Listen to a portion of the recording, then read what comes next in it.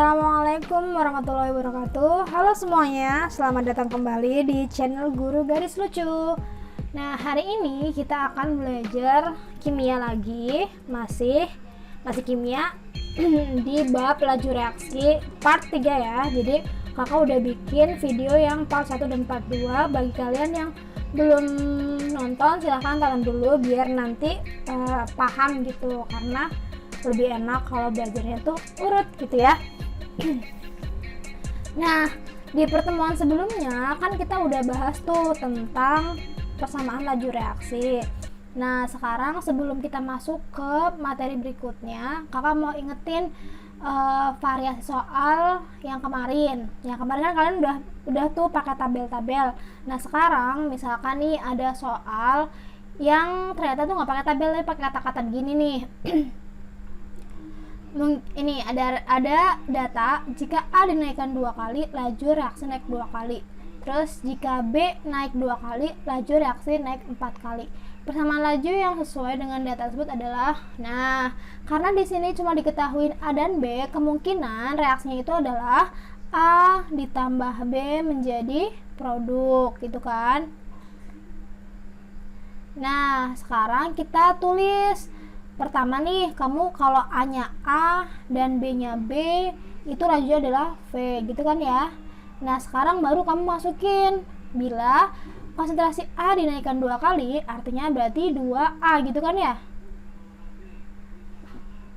Laju menjadi 2, jika A dinaikkan 2 kali, berarti artinya B-nya itu tetap. Karena dia nggak bilang apa-apa, cuma bilang A-nya naikkan 2 kali. Katanya lajunya naik 2 kali, berarti 2 kali laju awalnya, gitu kan. Terus data yang kedua, jika konsentrasi B dinaikkan 2 kali, artinya berarti 2B, berarti A-nya tetap, gitu kan ya. Lajunya menjadi 4 kali semula. Nah, berarti sekarang kita ngerjainnya itu sama kayak kalian bayangin itu tuh sebagai konsentrasi ini laju gitu loh, kayak yang kemarin. Berarti kalau kita kan nanti persamaannya V sama dengan K kali konsentrasi A pangkat X B pangkat Y. Nah, misalkan kita mau cari X, berarti kita cari B yang sama. Mana tuh B yang sama? Ini K, ini 1 dan 2. Oke, kita pakai 1 dan 2. Berarti kita cuekin yang B, kita langsung ke A-nya. A-nya kan berarti 1/2 ya. Berarti langsung 1/2 pangkat X sama dengan lajunya adalah 1/2 juga. Itu kan, berarti X-nya sama dengan 1. Nah, sekarang kalau kita mau cari Y, kebalikannya, kita nyari konsentrasi A yang sama. A yang sama berarti di data ke 1 dan 3. Ini A-nya sama. Yang sama langsung kita cuekin aja, kita langsung fokus ke yang B.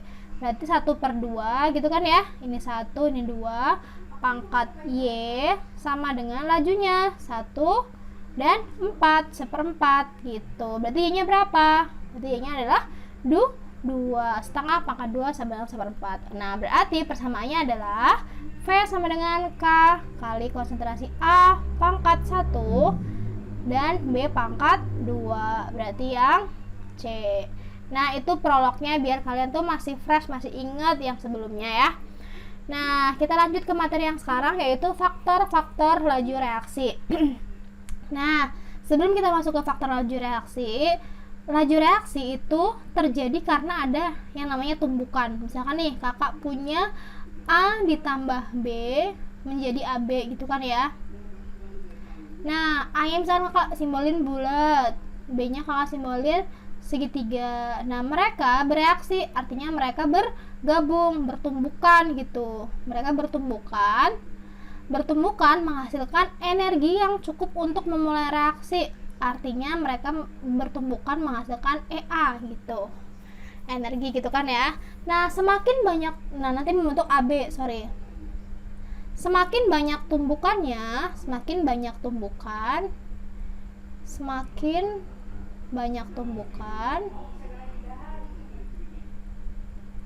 maka laju reaksinya juga semakin cepat gitu, lajunya juga semakin besar, semakin cepat gitu ya. Nah, gitu ya. Pokoknya semakin banyak tumbukan semakin cepat. Baru kita masuk ke faktor-faktor laju reaksi. Yang pertama ada yang namanya konsentrasi. Konsentrasi itu kan jumlah mol per liter ya. Nah, berarti misalkan nih kakak punya wadah, volumenya segini. Ini sama, itu anggap aja sama ya. Misalkan ini volumenya kecil, ini konsentrasinya kecil, isinya tuh dikit, berarti kan kalau konsentrasinya kecil kan dibandingkan sama ini tuh konsentrasinya besar, dia pekat, jadi tuh isinya tuh banyak gitu. Kalau zatnya banyak sama zatnya sedikit, berarti nanti lebih banyak kemungkinan tumbukannya ke zat yang lebih banyak kan. Kalau konsentrasi tinggi berarti kalau konsentrasinya diperbesar, kalau konsentrasinya besar berarti tumbukannya lebih banyak, tumbukannya banyak, yang mengakibatkan lajunya juga meningkat. Itu ya intinya, kalau konsentrasi besar berarti lajunya juga besar. Yang kedua ada yang namanya luas permukaan.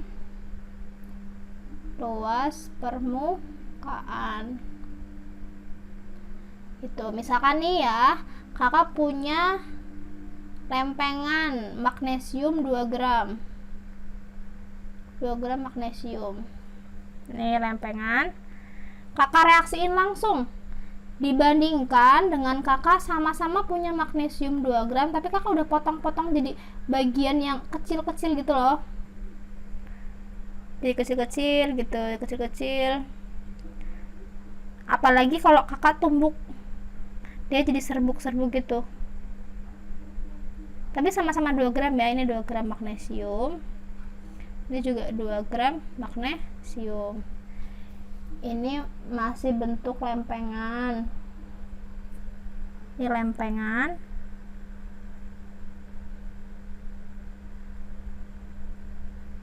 Ini bentukannya udah potongan. Ini bentuknya udah serbuk. Nah, ketika dia bentuknya lempengan kan berarti luas permukaannya itu cuma yang di luar aja kan, si lempengan ini kan.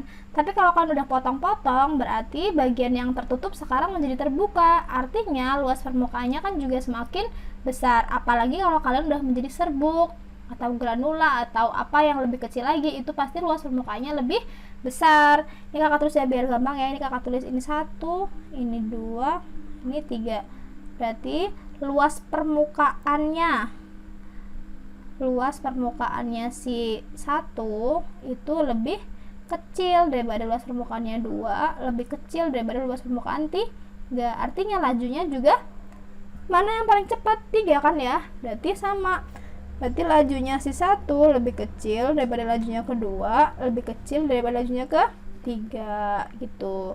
Jadi semakin kecil ukurannya artinya semakin luas permukaannya, artinya lajunya juga semakin cepat.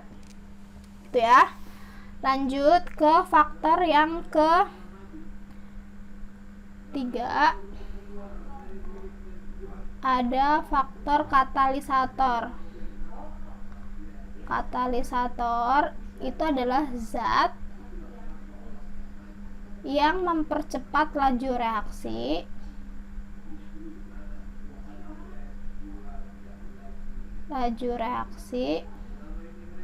dengan cara menurunkan energi aktivasi. Energi aktivasi itu kan energi yang digunakan untuk memulai sebuah reaksi kan, aktivasi. Nah, jadi kalau energi aktivasinya kecil, berarti lajunya juga semakin besar karena reaksinya itu lebih mudah berlangsungnya gitu. Nah, zat si katalisator ini tapi dia tidak ikut bereaksi ya teman-teman. Nah, faktor yang terakhir yaitu suhu. Jadi, ketika suhu meningkat,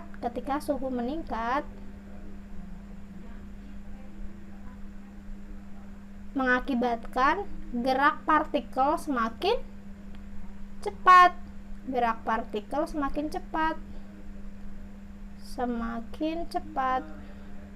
Nah, kalau kalian jalan pelan-pelan sama kalian jalan itu cepet-cepet banget, berarti kan lebih banyak kemungkinan untuk tumbukannya kalau kalian jalan cepet-cepet kan teman-teman.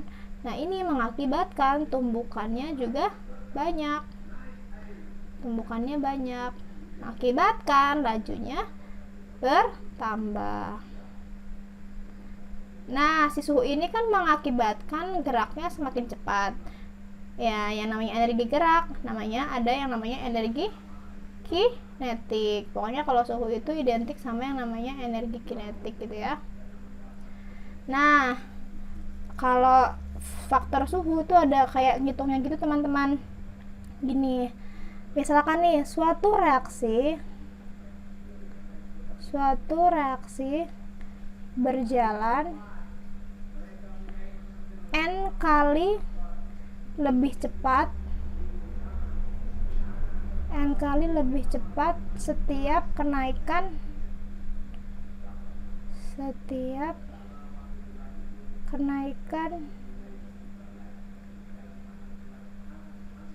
A derajat Celcius. Maka, paham nggak kata-katanya? Jadi, setiap kenaikan sekian derajat Celcius, laju itu berjalan n kali lebih cepat. Ya logis lah ya, kan kalau suhunya meningkat pasti lajunya juga lebih besar kan gitu. Bisa 2 kali, bisa 3 kali gitu. Maka laju pada suhu yang ditanyakan sama dengan laju pada suhu yang diketahui dikali n pangkat T2 min T1 per A. Itu kalau ditanyainnya laju. Kalau ditanyainnya waktu, sama waktu pada suhu yang ditanyakan sama dengan waktu pada suhu yang diketahui dikali 1/n pangkat T2 min T1 per A. Cuma bedanya di 1/, aja gitu ya. Kalian ingat-ingatin di rumusnya. Sebenarnya kalau pakai penalaran ini bisa sih, cuma ini kakak kasih rumusnya biar kalian tuh lebih cepat ngerjainnya teman-teman gitu ya. Nanti penjabarannya kita lihat di soal ya. Mari kita lihat soalnya. Yang pertama, ada data hasil percobaan untuk reaksi A ditambah B menjadi produk. Ada bla bla bla. Pertanyaannya, berdasarkan data percobaan 1 dan 3, kita lihat fokus ke percobaan 1 dan 3. 1 dan 3. Faktor yang mempengaruhi laju reaksi adalah, kalau kita disuruh mencari faktor yang mempengaruhi, berarti kita lihat perlakuan yang berbeda gitu ya. Apa yang berbeda dari kedua reaksi yang mengakibatkan lajunya berbeda gitu. Kita lihat yang A. Katanya ini 2 gram serbuk, yang 3 2 gram padat. Satunya padat, satunya serbuk, berarti mereka berbeda di luas permukaan gitu kan ya. Nah, kita lihat B-nya katanya konsentrasinya 2M, yang 3 juga 2M, berarti mereka nggak berbeda kan? Berarti di sini konsentrasi tidak mempengaruhi, gitu kan ya? Nah, mengakibatkan waktunya berbeda, yang serbuk lebih cepat, waktunya lebih dikit, sementara yang padat waktunya lebih lama gitu. Suhunya juga perlakuannya sama-sama 27. Berarti yang di sini yang berbeda hanya luas permukaannya aja. Berarti yang B. Itu ya teman-teman. Lanjut. Nih, ada pertanyaan, suatu reaksi berlangsung 3 kali lebih cepat. Nah, dia bilang reaksi berlangsung 3 kali lebih cepat. Berarti 3 ini apa? N ya. Berarti N-nya sama dengan 3. Setiap kenaikan 20 derajat Celcius. Berarti A-nya berapa? 20 derajat Celcius. Nah, reaksi yang dijalankan pada suhu, jadi diketahui nih, pada suhu 50 derajat Celcius, katanya waktunya itu adalah 27 detik. Nah, berarti kita anggap ini sebagai waktu 1 ya, ini T1-nya ya, berarti ini adalah T1-nya, suhu pertama, ini waktu pertama. Yang ditanyakan adalah waktu yang diperlukan jika reaksi berjalan pada suhu A30, B90. Berarti yang A dulu ya. Sebelum kalian kerjain, kan kalian diketahuinya suhu 50. ditanyain suhu 30, berarti nanti kalian harus bisa kira-kira nanti pasti waktunya lebih cepat atau lebih lambat. Lebih apa teman-teman? Karena suhunya turun, pasti lajunya lebih lambat, berarti waktu yang diperlukan semakin banyak gitu kan. Nah, kita pakai rumus yang tadi kita udah tulis. Berarti T2 sama dengan T1 dikali apa teman-teman? 1/N pangkat T2 min T1 per A. Masukin angkanya. T1 nya waktu pertama 27 detik. 1/N, N nya berapa? 3 Kak. T2 nya yang ditanyain berapa? 30 min yang diketahui 50 dibagi 20, A nya 20 ya. Berarti langsung kita kerjain 27 dikali 1/3 pangkat. Ini kan min 20 ya, berarti min 1. Gitu kan ya. 1/3 pangkat min 1. Berarti berapa nih? 27 kali 3. Berarti berapa nih? 17 ya. Enggak deng. 81 ya. 81 detik nih kan. Waktunya naik. Artinya kalau waktunya lebih banyak kan berarti dia lajunya lebih lambat gitu ya teman-teman. Yang B sama rumusnya ya, berarti T2 sama dengan T1 dikali 1/N, ini T2 min T1 per A. T1 nya 27 1/3. Waktu yang suhu yang ditanyakan kan berapa? 90 Kak. 90 min 50 dibagi 20 sama dengan 27 dikali 1/3 pangkat 2. Berarti 27 dikali 1/9. Berapa berarti? 3 detik. Jauh lebih cepat karena suhunya naik gitu. Mudah ya? Mudah sekali. Nah, sekarang kita lanjut ke soal berikutnya.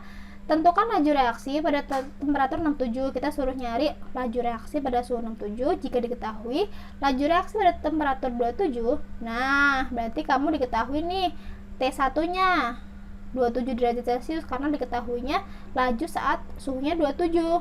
Katanya lajunya adalah 0,12 molar per second.